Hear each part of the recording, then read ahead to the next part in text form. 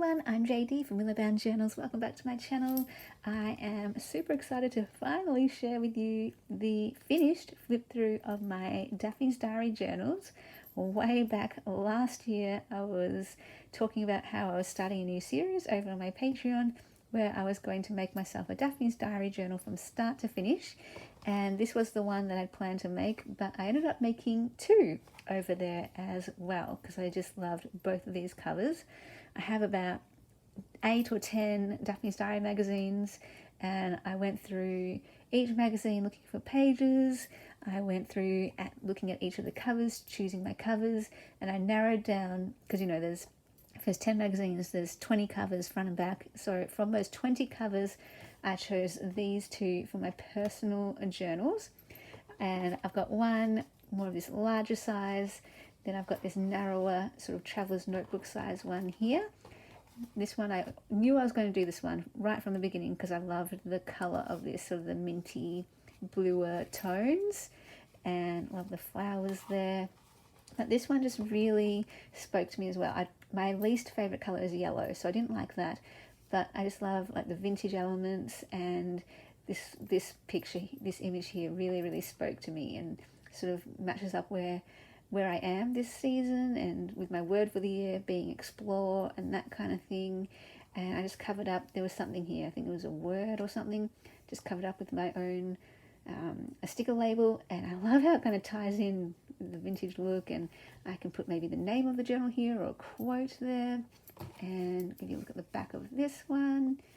So yeah, let's do a flip through of this one first, and check out the link below to my Patreon if you're interested in watching the series from start to finish, choosing the pages, preparing the covers, arranging everything. It took me quite a while to make these journals because I wasn't sure what blank pages I wanted to use. I thought I was just going to use all white pages, but in the end I did go for a little bit of a mix. It's still mostly blank, but I went for a bit of a mix just because I thought I might want some interest already on the page for how I'm going to use this, which I'll chat a bit about as I go through. But I love how it's got this Daphne's Diary belongs to, and the cute little birds, the butterfly, got some a cream page to start off. Love this page. So basically I'm looking for my favorite pages when I'm flipping through the magazines and choosing my favorite pages for whatever reason, if it's got my favorite color or if it's got a beautiful image. And then I love this one because it's got writing space on the page. The back, I would just cover up this. I would probably cover up that photo maybe with my own photo in that square. I don't mind this can stay, but yet people always ask, how do you actually use your Daphne's Diary journals? How do you work with pages from the magazines? Like, well, for a page like this, I can just write on top of it. A page like this, I might just leave it because it's just so beautiful. But for a page like this is where I cover up anything I don't want and create my own journaling spaces or add my own photos and ephemera. I've included a whole bunch of beautiful pages that came from Susan, a lovely happy mail, Christmas mail that she sent. Beautiful vellum music paper. Big thank you to Kindred Spirit Susan. And I like having a variety of different shorter pages and narrow pages when I'm making my Daphne's Diary journals. I don't put too many in my personal journals just because I prefer bigger pages, but with this more junk journal style, more visual style, it's nice to have a bit of variety. Love this mint paper here for some blank space. Again here, there's already a prompt there and I can write there. Some lined paper here and some beautiful white paper. Please do not be afraid of using white paper. I love using white paper in my journals because it is a clean canvas, a blank canvas that I can put anything I want on there. No limits. There's so much beauty in white blank pages. And I've used a doily here and a vellum piece here, so some sort of novelty pages. Love this beautiful floral page here. Again, I will like cover up that. I've got a coffee dye page. I love this quill and feather. I will cover up this, and that's already got ready-made journaling space here. I just need to add a blank piece on top so I can add my own writing instead. And again, got some beautiful blank page on the back of this. Gorgeous florals. Again, I can cover up all of that. I'll cover up all of that too. We have a nice quote page in the middle. And yeah, I love that. I might even journal about that quote and what it means to me. And flipping through the other side, again, I'll cover up all of that. I'll probably add my own piece here and journal on that in the middle and just leave all the rest. I love this envelope too. Again, I'll cover that. But that envelope is really cool. Maybe I'll write myself a letter on this page. So I use what's on the pages to inspire me as well. Oh, I love this. That's gorgeous, gorgeous, gorgeous. So I'm not entirely sure how I'll use this journal just yet, because I think I want to use this one first. Like I said, I was intending only to make one journal, but I couldn't help myself. I just needed to make two. But my original intention was to make one to use as a list journal. And I thought it would be this one that I use as a list journal, but I'm going to use this one as my list journal because you don't need a lot of writing space for lists, which is great. Oh, I love this. This is beautiful. And that too. Even the font, beautiful. Love, love, love, love. So you don't need a lot of space for a list journal because you're not necessarily going to write paragraphs and pages of writing. It's just going to be a list. So, oh, isn't this beautiful here? I love this. The quilt, that's such a beautiful back page.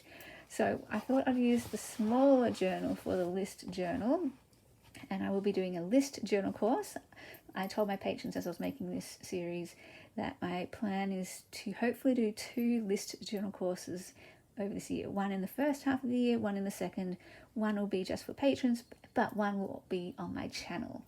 And yeah, so, oh, isn't this just gorgeous? So gorgeous. So this one, I already have a list of prompts. I created it last year. Didn't get around to doing that course last year, but I've already created the prompts. I've created printables for that course and everything. Birdhouses, so cool. This one had a bit more purpley tones in it, but of course blue as well. Blue, my favorite color. And yeah, I think, just slap on a bit of journaling space, write your list, put a photo that goes with your list, add some ephemera that reminds you of things on your list, all that kind of thing. And I'm excited to use this particular journal for that project. And a list journal course is just a nice, easy way to get started with journaling because it's not intimidating. You don't need to write stories or, lots and lots of writing. Just a list, a very, very simple list. But I find list making is very gorgeous.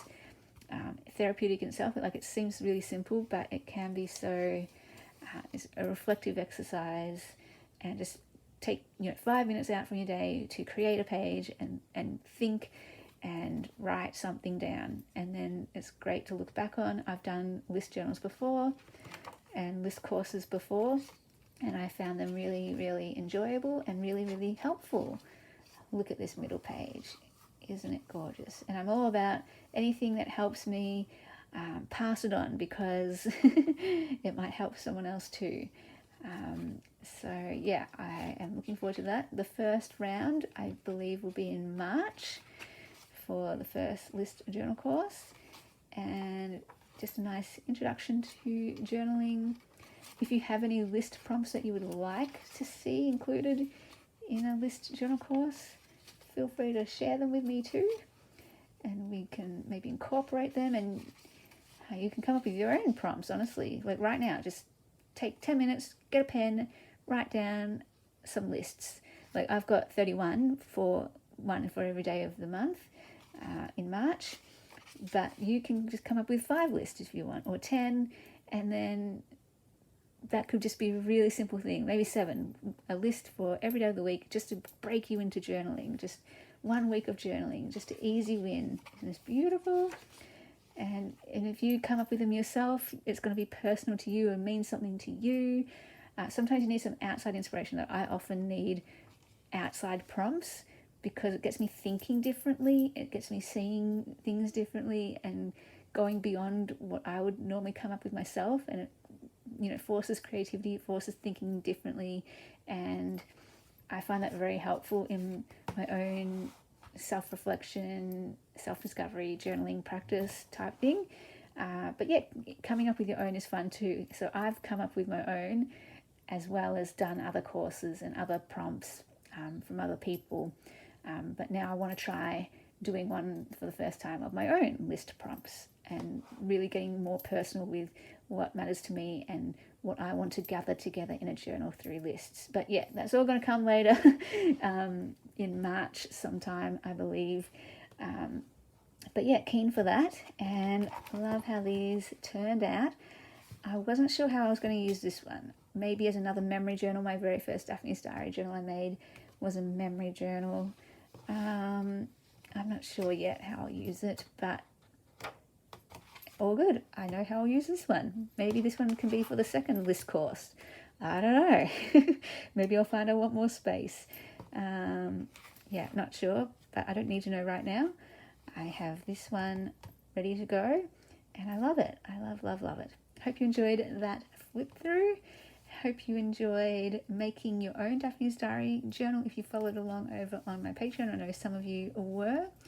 And yeah, so fun using this magazine. My favorite magazine. Isn't it beautiful? And these are going to fill up and get a bit chunky, and they're going to be full of wonderful memories and stories and things that are important to me. Right, guys, hope you're doing well. I'll see you in the next video. Bye, guys.